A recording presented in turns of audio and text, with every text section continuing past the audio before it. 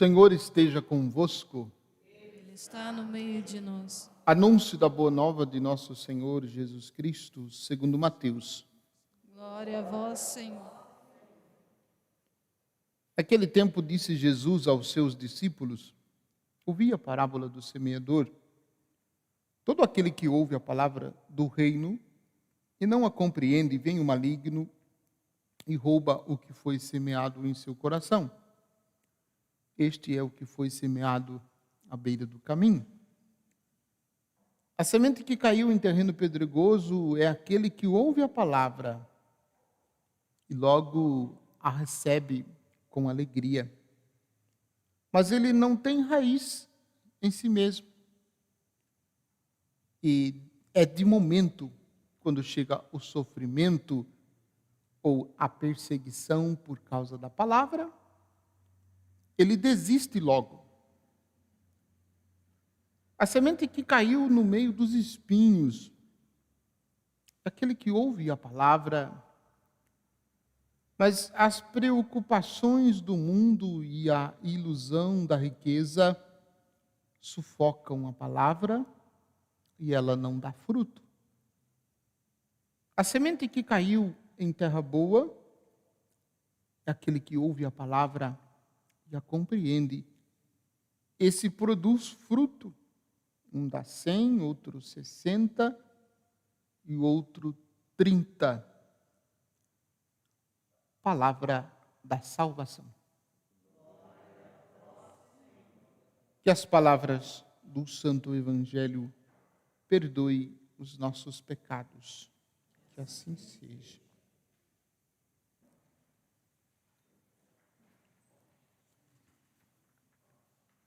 Três observações sobre a primeira leitura e um pequeno comentário sobre o Evangelho. Um pequeno porque o Evangelho já está explicado. Jesus já explicou. Ele contou a parábola.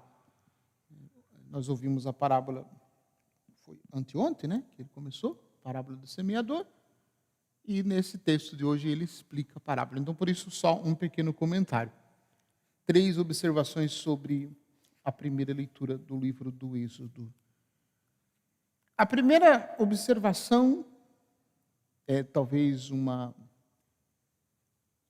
realidade que nós não costumamos a pensar sobre Deus. Ou então é uma realidade que a gente acha um pouco estranha, designada a Deus. Deus diz no texto que nós ouvimos que ele é um Deus ciumento. Deus ciumento. E isso nos causa estranheza, porque, como eu disse, é um pensamento que, designado a Deus, nos causa estranheza. A gente não imagina que Deus sinta ciúmes. Ou então se convencionou que o ciúmes é estritamente uma realidade humana.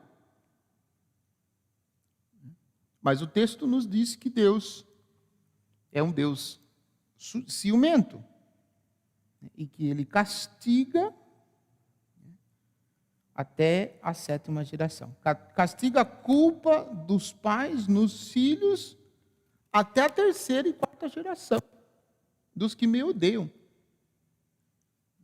Então, essa é uma realidade que a gente não costuma designar a Deus. A gente pensar, e essas coisas estando presentes em Deus, ou estes sentimentos em Deus, parece que não combina. Não é? Mas é exatamente o contrário. Ele manifesta dessa maneira porque ele tem um amor profundo para com o ser humano, para com o seu povo. E tendo um amor profundo para com o seu povo, eu vou usar esta palavra, ele não admite que o povo busque um outro Deus. Deus com D minúsculo, porque Deus com D maiúsculo é somente um, o Deus de Israel. Todos os outros deuses serão, na escrita, sempre com D minúsculo. Então Deus se manifesta ciumento para com o seu povo, porque ele não admite que o povo busque o outro Deus. É daí que vem aquela expressão de idolatria. O que é idolatria? É quando se coloca ou pessoas ou coisas no lugar que é de Deus, no lugar que é exclusivo de Deus. Por isso, a gente pergunta assim, segundo a nossa catequese, qual que é o primeiro mandamento da lei de Deus? A gente diz, a gente responde, amar a Deus sobre todas as coisas. Significa não ter nenhum outro Deus. Não ter nenhum outro Deus. E que Jesus vai depois usar isso e dar um passo a mais. Que é mais do que amar a Deus sobre todas as coisas, como está no livro do Deuteronômio, é amar a Deus de todo o coração, com toda a alma, com todo o entendimento e com toda a força.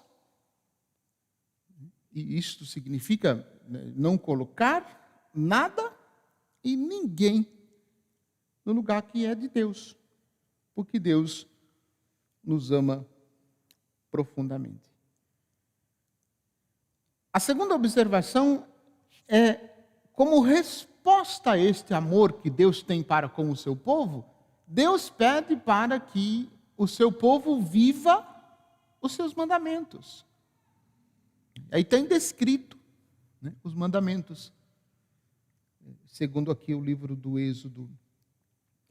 E muitas pessoas nos dias de hoje, meio que dando desculpas para não fazer segundo aquilo que Deus determinou, coloca uma série de restrições, uma série de dificuldades para viver os mandamentos. Até interpretando de forma errada, dizendo que os mandamentos são proibições. Não, os mandamentos não são proibições. Os mandamentos são realidades que nos convidam para uma vida profunda, segundo o coração de Deus.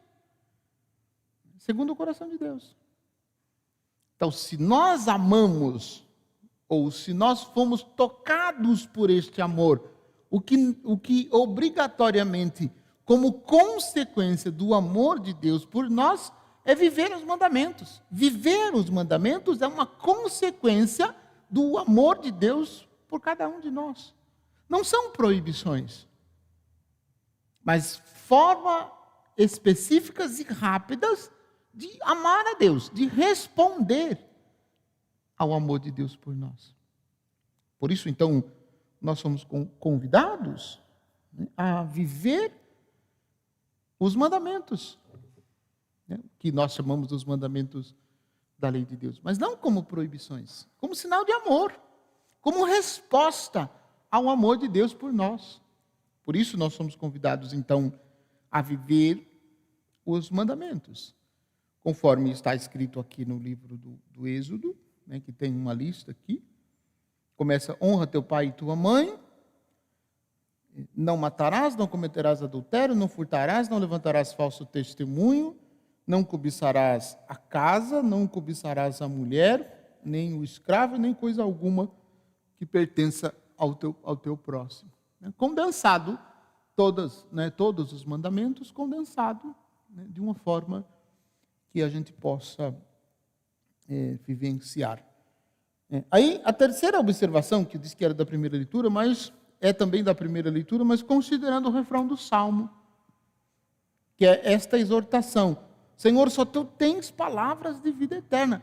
Então, os mandamentos que Deus nos convida a viver, e como eu disse, como sinal de amor, é sinal de vida eterna. Como diz o livro do Deuteronômio. Viver os mandamentos é escolher pela vida. E não viver os mandamentos é escolher pela morte. Então, os mandamentos são palavras de vida eterna. E aí diz a primeira história: a lei do Senhor Deus é perfeita, conforto para a alma, testemunho do Senhor é fiel, sabedoria dos humildes. Os mandamentos do Senhor é brilhante, para os olhos é uma luz. Então, a gente precisa descobrir esta realidade espiritual escondida nos mandamentos, para que a gente seja mais de Deus e o ame sobre todas as coisas, como Ele prevê na lei. No Evangelho, ouvimos a explicação de Jesus para a parábola do semeador. E aqui ele apresenta para nós 3 inimigos que nós precisamos combater. 3 inimigos que podem roubar a palavra semeada em nosso coração. O primeiro inimigo é o maligno. Todo aquele que ouve a palavra do reino e não a compreende, vem o maligno e rouba o que foi semeado em seu coração. Este é o que foi semeado à beira do caminho. Então, primeiro inimigo que Jesus alerta. Depois, o segundo inimigo, a semente que caiu no terreno pedregoso, é aquele que ouve a palavra e logo recebe com alegria. O segundo inimigo é o mundo. A realidade do mundo. É diferente e é enganadora. E ela pode roubar do nosso coração a palavra semeada. E aí não dá fruto. Não produz o fruto que Deus espera. E o terceiro inimigo é a ilusão das riquezas, conforme Jesus descreve também. Se nosso coração está fixado em riquezas e nos bens materiais, nosso coração não terá lugar para acolher a palavra. E aí a palavra não irá produzir frutos. Então, para que a palavra seja frutífera e produza abundantes frutos em nosso coração, a gente precisa se livrar ou ter cuidado com o maligno que rouba a palavra de Deus. Nós precisamos ter cuidado com a realidade do mundo, que pode roubar de nós a palavra de Deus. E nós precisamos ter cuidado com as riquezas, que são inimigos que roubam a palavra de Deus em nosso coração e não produz fruto. E aí vem a outra realidade, que é aquela que produz fruto. Que nós precisamos ser uma terra boa, uma terra fértil, com humildade. Deixar a palavra penetrar no nosso coração, mudar a nossa vida e produzir os frutos que a palavra precisa produzir. Aí nós viveremos aquela realidade que eu disse na quarta-feira, da gente ser um colaborador do semeador e semear a palavra nas diversas realidades, para que as pessoas façam esta experiência de encontro e transformem verdadeiramente os seus corações, seguindo os mandamentos, os ensinamentos do Senhor Deus. Ainda bem que não caiu no pé do padre, né? Por 2 milímetros. Louvado